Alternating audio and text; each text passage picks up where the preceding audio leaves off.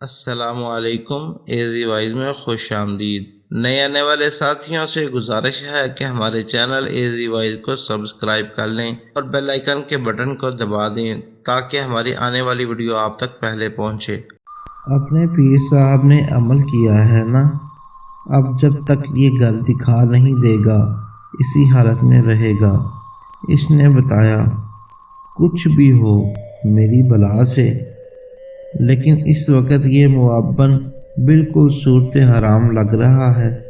چچی نے منہ بنایا، اس کا نام بھی بھیک منگا ہے نا؟ خالی منگا چچی، وہ جلدی سے بولا، میرا نام بھی اس سے ملتا جلتا ہے، کچھ خیال کرو۔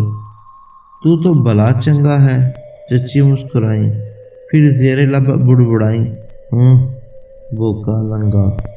کیا؟ چنگا نے سنا نہیں تھا، چونک کر پوچھنے لگا، میں کہہ رہی تھی کہ تمہارے چچا نہ جانے کس حال میں ہوں گے۔ انہوں نے بات بنائی، ٹھیک ہی ہوں گے، چنگا لاپرواہی سے بولا، جو آپ کے ساتھ رہ سکتا ہے وہ کسی کے ساتھ بھی رہ سکتا ہے۔ چنگا نے روا روی میں کہا، کیا مطلب؟ چچی چونک کر بولی، ہوش میں تو ہو تم یا پھر تم بھی ٹن ہو رہے ہو؟ نیند آ رہی ہے چچی؟ چنگا نے منہ چڑھ کر جمائی لی۔ اتنی دیر میں منگا ایک ویران مکان کے قریب آ کر رک گیا۔ یہی وہ مکان ہے جہاں گاگے شاہ نے بولنا چاہا، لیکن اسی وقت مکان کے اندر سے زبردست دھماکہ، چوکڑی اور دینگا مشی کی آوازیں گونجیں۔ پھر ایک زوردار آواز آئی، دھڑام۔ وہ سب ایک دوسرے کی شکلیں تکنے لگے۔ لو بھائی، گئے چچا تندوری، چنگا کے منہ سے نکلا۔ تیرے منہ میں بھینس کا گوبر، کمبخت، کیا اول فول بک رہا ہے؟ چچی کا پارا چڑھ گیا۔ بھینس کا گوبر، منگا کو بکائی آنے لگی، وہ اب نارمل ہو چکا تھا۔ تجھے کیا ہوا؟ چچی نے حیرت سے پوچھا۔ گوبر جتنی بدبو تو تیرے پاس سے خود آ رہی ہے شاہ صاحب۔ منگا نے شکایت بھرے انداز میں گاگی شاہ کی طرف دیکھا۔ گوبر؟ میرا مطلب ہے کہ صبر کرو، لیڈیز کے منہ لگنا اچھی بات نہیں۔ دیکھ لو، بسوں میں بھی ان کا کمارٹمنٹ بہت چھوٹا ہوتا ہے، لہٰذا ان کی سن لیا کرو، گاگے شاہ نے سمجھایا۔ منگا منہ بنا کر رہ گیا۔ میرا تو خیال ہے کہ شمولہ بکرا بنا ہوا ہے۔ منگا نے گفتگو کا موضوع بدلا۔ نہیں بے، چچا تندوری دمبا بنے ہوئے ہیں۔ چنگا نے اس کی نفی کی۔ نہیں، شمولہ بکرا بنا ہوا ہے، منگا نے زور دیا۔ بالکل نہیں، چچا تندوری دمبا بنے ہوئے ہیں۔ چنگا بلا کب ہار مارنے والا تھا؟ شمولہ بکرا، چچا تندوری دمبا، بکرا دمبا، بکرا دمبا۔ چپ کراؤ اوئے، گاگے شاہ چلا اٹھے۔ دمبے اور بکرے کہیں کے، دونوں خاموش ہو گئے، لیکن اب وہ اشارتاً ہونٹوں ہی ہونٹوں میں بدبدا رہے تھے۔ اندر سے ایک بار پھر ایک زوردار آواز آئی، جیسے کسی کو دیوار پہ دھکا دیا گیا ہو۔ عین اسی وقت دھاڑ کی آواز سے دروازہ کھلا اور دوسرے ہی لمحے چچی اور برکت صاحب خوف زدہ انداز میں چیخے۔ وہ بہت ہی خوفناک اور ہیبت ناک شکل کی بلا تھی جو دروازے سے برآمد ہوئی تھی، لیکن اس وقت اس کے بھیانک چہرے پر خوف اور گھبراہٹ کے آثار تھے۔ اس نے گاگے شاہ وغیرہ پر ایک چٹنی سی نظر ڈالی اور ایک جانب بھاگ کھڑا ہوا۔ وہ بھاگا ادھر، چچا تندوری دروازے سے نکلے۔ کم بخت کہاں گیا؟ چچا تندوری دھاڑے۔ وہ ادھر گیا۔ برکت صاحب نے ہاتھ اٹھا کر سا اشارہ کیا۔ ہاں، بزدل، ڈرپوک، باک نکلا سالا۔ چچا تندوری کے لہجے میں حقارت تھی۔ چچی انہیں زندہ سلامت دیکھ کر بڑی خوش تھیں۔ ان کا چہرہ چمکنے لگا۔ یہ کون تھا؟ کتنی منحوس شکل تھی اس کی۔ چچی نے ایک جرجری لے کر پھر اسی کی طرف دیکھا۔ لیکن اب وہاں شمولہ کا نام و نشان بھی نہ تھا۔ شمولہ بدبخت ہوں، چچا تندوری نے لاپرواہی سے کہا۔ تم سے بھلا وہ کیا مقابلہ کرتا؟ چچی ٹھنک کر بولی۔ میں شوہر بھی تو تمہارا ہوں، اتنے سالوں سے تمہارے ساتھ رہ رہا ہوں، اب کسی چیز سے ڈر نہیں لگتا۔ چچا تندوری مسکرائے، گاگی شاہ وغیرہ پر نظر ڈالتے ہی چونکے۔ یہ کون لوگ ہیں بھائی؟ پھر یوں ہوا کہ چچا تندوری اور چچی اپنے گھر کو ہوئے اور برکت صاحب وغیرہ اپنے گھر میں آ گئے۔ راستے میں ان کا آپس میں تعارف ہو گیا تھا۔ گاگی شاہ چچا تندوری سے پوچھتے پوچھتے رہ گئے کہ وہ مرغے کی بانگ سے کیوں چڑھتے ہیں۔ دراصل گاگی شاہ شمولہ کا حشر دیکھ چکے تھے، اس لیے خاموش رہنے میں ہی بہتری سمجھی۔ ڈریکولا اس طرح سر پر پاؤں رکھ کر بھاگا تھا کہ پھر اس کی گردن بھی نہ ملی۔ گھر پہ آنے کے بعد ان سب کو نیند ستانے لگی۔ گاگی شاہ کا پروگرام تھا کہ وہ صبح سویرے گاؤں روانہ ہو جائیں گے۔ سب صحن میں ہی دری پر لیٹ گئے۔ برکت صاحب بھی ان میں شامل تھے۔ بھائی برکت، اب تو کوئی مسئلہ نہیں ہوگا؟ گاگی شاہ نے گردن کو کہنی پر ٹکاتے ہوئے پوچھا۔ جی نہیں شاہ صاحب۔ وہ نیند میں جھوم کر بولے۔ ویسے تو وقاف اب ادھر کا رخ نہیں کرے گا، لیکن اگر وہ آ جائے تو فوراً مجھے بلوا لینا، میں اب کے اسے مرغا ہی بنا دوں گا، پھر تو چچا تندوری اسے جان سے ہی مار دیں گے۔ برکت صاحب ہنسے۔ ہو سکتا ہے، گاگی شاہ نے تائید کی۔ اچھا یہ تو بتاؤ کہ وہ مرغوں سے کیوں چڑھتے ہیں؟ یہ تو مرغے ہی، میرا مطلب ہے کہ یہ تو چچا تندوری ہی بتا سکتے ہیں، آج تک یہ بات راز ہی میں ہے۔ برکت صاحب نے بتایا، ان کی بیگم کو تو معلوم ہوگا، شاید معلوم ہو، کبھی پوچھا نہیں۔ گاگی شاہ نے یہ کہہ کر جما ہی لی۔ چنگا اور منگا بے سدھ ہو چکے تھے۔ برکت صاحب کی آنکھیں بھی بوجھل تھیں۔ اچانک انہیں ایک خیال آیا، شاہ صاحب وہ بات تو ادھوری ہی رہ گئی۔ کون سی بات؟ مٹھائی والی۔ آخر جن کے سردار کا آپ ہی کی مٹھائی پر اتنا زور کیوں تھا؟ میں محسوس کر رہا تھا کہ آپ کی مٹھائی ان کی کمزوری ہے، آخر ایسا کیوں ہے؟ کیوں نہ ہوگی کمزوری؟ گاگی شاہ دلاویز انداز میں مسکرائے۔ دراصل میں ان کے لیے بنائی جانے والی مٹھائی میں افیم ملاتا ہوں، اس لیے وہ میری مٹھائی کے دیوانے ہیں۔ اوہ! برکت صاحب کا منہ کھلا کا کھلا رہ گیا۔ ایک دن اگر وہ لوگ میری مٹھائی نہ کھائیں تو سکون سے سو نہیں سکتے، اور اگر ایک ہفتہ نہ کھائیں تو اپنی بوٹیاں خود ہی نوچ لیں۔ گاگی شاہ کے انداز میں فخر تھا۔ اچھا؟ برکت صاحب متحیر تھے۔ اس راز سے صرف چنگا اور منگا واقف ہیں یا اب تمہیں معلوم ہوا ہے؟ گاگی شاہ گاک قسم کے اسٹائل میں مسکرائے۔ ایسے ہی تھوڑی میں جنوں سے پنگے لیتا پھرتا ہوں۔ برکت صاحب ان کی لاچاکی پر اش اش کر اٹھے۔ کس طرح وہ بیچارے جنوں کے پیٹ میں نشہ اتار رہے تھے۔ اف! واقعی انسان کیا نہیں کر سکتا۔ اسے فی الحال پوچھنے والا کون ہے؟ لو بلا بتاؤ، دوسری مخلوق کو بھی نہیں چھوڑا۔ یہی کچھ سوچتے ہوئے برکت صاحب نیند کی آغوش میں چلے گئے۔ وقاف اپنے باپ روناف کے ساتھ خیمے میں داخل ہوا۔ اس کی ماں خیمے میں بے چینی سے ٹہل رہی تھی۔ روناف نے وقاف کو اس طرح دھکا دیا کہ وہ سیدھا اپنی ماں کے پیروں میں جا پڑا۔ لو، چمٹا لو اسے اپنے کلیجے سے۔ روناف کا غصہ اپنے عروج پر تھا۔ اور خوب شاباشی دو، اس نے آج جو کارنامہ انجام دیا ہے اس کی بدولت میری گردن ہی کٹنا باقی رہ گئی ہے۔ سینگ تو کٹوا دیے اس نے۔ ارے اللہ نہ کرے جننی کے منہ سے نکلا۔ کیوں اول فول اپنے منہ سے نکال رہے ہیں؟ سینگ کٹے آپ کے دشمنوں کے۔ پھر وہ وقاف کے پاس ہی بیٹھ گئیں۔ وقاف نے کھوئے کھوئے انداز میں اس کے گھٹنے سے سر ٹکایا، آنکھیں جھکی ہوئی تھیں۔ میں واقعی ٹھیک کہہ رہا ہوں، سینگ تو کٹ چکے۔ روناف کی آواز برا گئی۔ آخر ہوا کیا ہے، پتہ تو چلے۔ وہ ابھی تک حیران و پریشان تھی۔ جواباً روناف نے غصے سے وقاف کی طرف دیکھتے ہوئے پوری کہانی سنا ڈالی۔ جیسے جیسے جننی سن رہی تھی اس کے تیور بھی بدل رہے تھے۔ پھر جیسے ہی روناف خاموش ہوا، جننی نے وقاف کے 2 ہنٹر رسید کیے۔ کم بخت، دور ہو جا میری نظروں سے، بے غیرت۔ یہ کہہ کر اس نے وقاف کو پرے دھکیلا۔ اس نے مجھے انسانوں کے سامنے ذلیل کروایا ہے۔ اپنے والوں سے الگ شرمندگی اٹھانی پڑی۔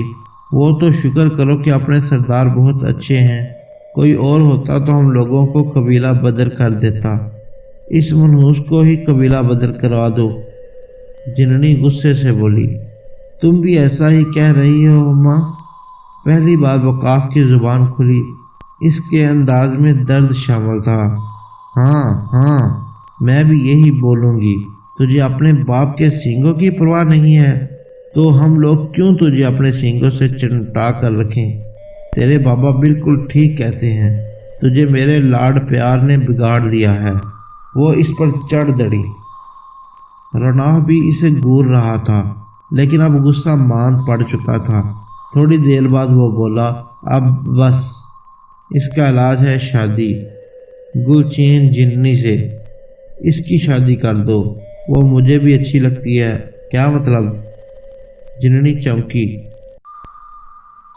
میرا مطلب ہے کہ وہ مجھے اس بدبخت کے لیے اچھی لگتی ہے۔ روناف جلدی سے بولا۔ لیکن وہ مجھے اچھی نہیں لگتی، وقاف ناک کیڑ کر بولا۔ تو چپ کر، اور ہاں یہ بتا کہ اب انسانوں کی بستی کا رخ کرے گا؟ وقاف خاموش رہا۔ بول، جواب دے، اب جائے گا وہاں؟ وہ اب بھی چپ رہا۔ روناف گھبرایا۔ اس کا مطلب ہے کہ یہ تو اپنی حرکتوں سے باز نہیں آئے گا۔ ٹھیک ہے، میں ابھی تیرا انتظام کرتا ہوں۔ یہ کہہ کر روناف اپنی بیوی کی طرف مڑا۔ جاؤ، کینچی لے کر آؤ۔ کیوں؟ جننی بری طرح چونکی۔ میں اس کے پر ہی کاٹ دوں گا۔ نہ پر ہوں گے اور نہ یہ انسانوں کی بستی کا رخ کرے گا۔ نہیں نہیں، جننی خوف زدہ انداز میں بولی، میں اسے سمجھا دوں گی، اب ادھر نہیں جائے گا۔ تم نے پھر اس کی طرفداری کی؟ روناف نے بیوی پر آنکھیں نکالی۔ وہ سہم گئی۔ پھر روناف نے خود ہی اٹھ کر کینچی تلاش کی تھی اور ساکت بیٹھے ہوئے وقاف کے پروں کے نزدیک لے جا کر پوچھا، بول، اب جائے گا وہاں؟ وقاف اب بھی خاموش رہا۔ ادھر جننی کے چہرے پر تذبذب کے آثار تھے۔ وہ بول اٹھی، کہہ دے نا اپنے باپ سے کہ اب نہیں جائے گا، منہ سے پھوٹ تو صحیح۔ وقاف پر کوئی اثر نہ ہوا۔ جلا کر روناف نے اس کے پروں پر کینچی چلا دی۔ پر کٹ کر زمین پر آ گرے۔ ماں نے منہ پھیر کر ہونٹ بینچ لیے۔ وقاف کسمسا کر رہ گیا۔ اس کے چہرے سے ظاہر ہو رہا تھا کہ وہ اس رد عمل سے ناخوش ہے۔ اب پڑا رہا ادھر ہی، جب تیرے پر آئیں گے شاید ان کے ساتھ عقل بھی آ جائے۔ تجھے اپنے بزرگوں کے کتنے قصے سنائے ہیں مگر تجھ پر کوئی اثر نہیں ہوا۔ ابے نالائق، ان لوگوں کو تو صدیاں گزر جاتی ہیں انسانوں کی بستی دیکھے ہوئے۔ اگر کبھی ان کی اڑان وہاں سے ہو تو اپنی آنکھیں بند کر لیتے ہیں تاکہ انسان کی لڑکیوں پر نظر نہ پڑے۔ روناف بولتا چلا گیا۔ ان لوگوں کی تو کیا بات ہے؟ جننی نے ٹھنڈی سانس بھری۔ نیک لوگ تھے وہ، نیک۔ تم سنبھالو اپنے سپوت کو، میں ابھی آتا ہوں۔ یہ کہہ کر روناف خیمے سے باہر نکل گیا۔ روناف کے جاتے ہی جننی نے وقاف کے کٹے ہوئے پر سمیٹے اور بڑبڑانے کے انداز میں کہنے لگی، تو نے بھی تو حد کر دی تھی، بھوکا بھی ہوگا، کچھ کھایا پیا تو نے؟ صرف ایک گلاس پانی۔ وقاف نے ٹھنڈی سانس لے کر کہا، ضرورت تو تجھے صرف چلو بھر کی تھی۔ چل منہ ہاتھ دھو لے، میں کھانا گرم کر کے لاتی ہوں۔ یہ بتا، ہڈیاں کھائے گا یا کوئلے لا کر دوں؟ माँ पारा पर सख्ती से पाबंदी आयद थी, यानी इसका छत पर जाना कतई ममनू था। गोह के बोकाफ जिनकी तरफ से अभी तक कोई पेशरफत नहीं हुई थी और ना ही वो पलट कर आया था। फिर अभी एहतियातन बरकत साहब और गुलबानो ने माँ पारा को नज़रबंद किया हुआ था। माँ पारा ने दिल ही दिल में वक़ाफ की मोहब्बत को छुपा रखा था, लेकिन माँ फिर माँ होती है। बेटी के बदले हुए अंदाज और तौलतवार देखकर कई बार इनका माथा ठनका। माँ पारा का ज़्यादातर वक़्त अपने कमरे में गुजरता। अगर कमरे से निकल भी आती तो गुमसुम सी रहती। अगर बात करती तो सिर्फ मकसद की, वरना पहले तो वो बेतुका बोलना करती थी और अब वो ख्यालों से चौंका करती थी, ख्यालों को गोने लगती थी, कोई खोई सी रहती। इसने अब तक नई मुर्गियों के लिए भी फरमाइश नहीं की थी, हालांकि वो मुर्गियां पालने की बेहद शौकीन थी। पिछली मुर्गियां तो सारी की सारी गागेशा और उनके मरीजों के नज़र हो गई थी। बस एक दिन इसकी आंखों में चमक नमूदार हुई थी कि जब गुलबानो ने कपड़े धोए थे। माँ पारा इस वक्त कमरे से निकली। धुले हुए कपड़ों का ढेर देखकर फौरन इधर लपकी। अम्मी जान, कपड़े छत पर डालूं? इसने पूछा। रहने दो, गुलबानो हाथ उठाकर बोली, मैं खुद डाल आऊंगी। अगर वो खबीस जिन तुम्हारी ताक में हुआ तो? माँ पारा का चेहरा बुझ सा गया। वो एक लफ्ज़ कहे बगैर दोबारा अपने कमरे की तरफ पलट गई। गुलबानो इसे देखती की देखती रह गई। फिर वो दोबारा कपड़े निचोड़ने लगी। आखिर इसे हुआ क्या है? वो आप ही आप में बुड़बुड़ाई। आज इन्हें माँ पारा का रवैया कुछ ज़्यादा ही अजीब लगा था। इन्होंने इसी वक्त फैसला किया कि बरकत साहब से इसके मुतालिक ज़रूर बात करेंगी। बरकत साहब सुबह से ही किसी काम के सिलसिले में शहर गए हुए थे। वैसे भी वो घर में कम ही रहते थे। इनका ज़्यादातर वक्त घर से बाहर गुजरता था। वो कपड़े धोती रहीं और माँ पारा के मुतालिक सोचती रहीं। थोड़ी देर गुजरी थी कि माँ पारा अपने कमरे से निकली और दोबारा इनके पास आ खड़ी हुई। अम्मी जान। हाँ माँ पारा, बोलो। मुझे शायरी की किताब खरीदने के लिए बाजार जाना है।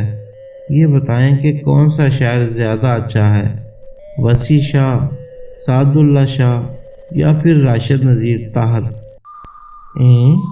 वो चौंकी।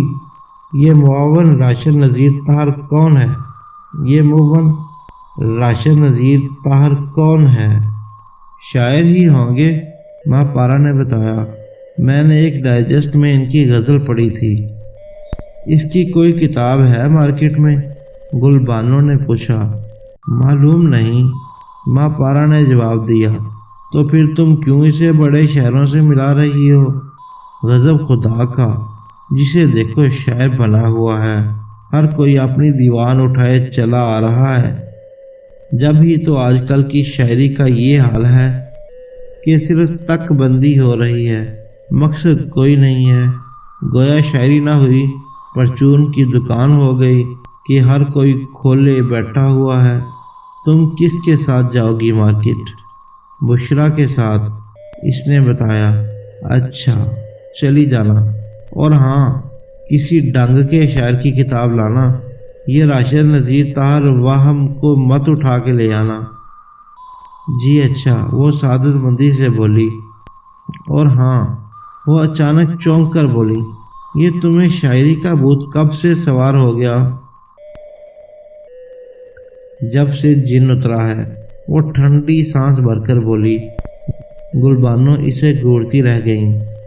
शाम के वक़्त बरकत साहब घर लौटे तो गुलबानो ने माँ पारा का तज़किरा छेड़ दिया। सारी बात सुनाकर वो आखिर में बोली, सबसे ज़्यादा फिक्र तो मुझे इसकी सेहत की है। इसने खाना पीना भी कम कर दिया है। तुमने मुझे पहले क्यों नहीं बताया? बरकत साहब बोले। क्यों, आप क्या करते? मैं इसे हकीम तौलानी के पास ले जाता। इन्होंने बताया। इनका तो नाम ही मत लिया करें मेरे सामने, वो मुंह बनाकर बोली। इनसे तो मेरी जान जलती है।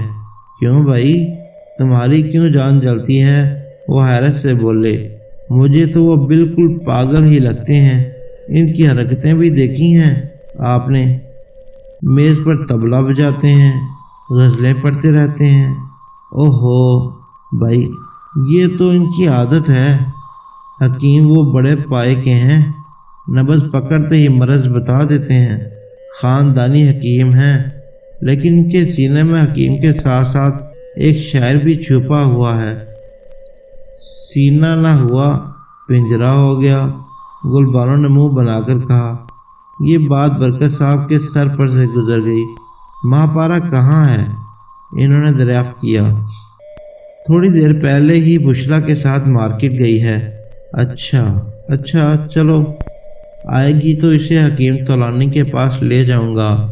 میرا خیال ہے کہ اسے صرف کمزوری ہے، کوئی بیماری نہیں ہے، بڑی چنگی ہے وہ۔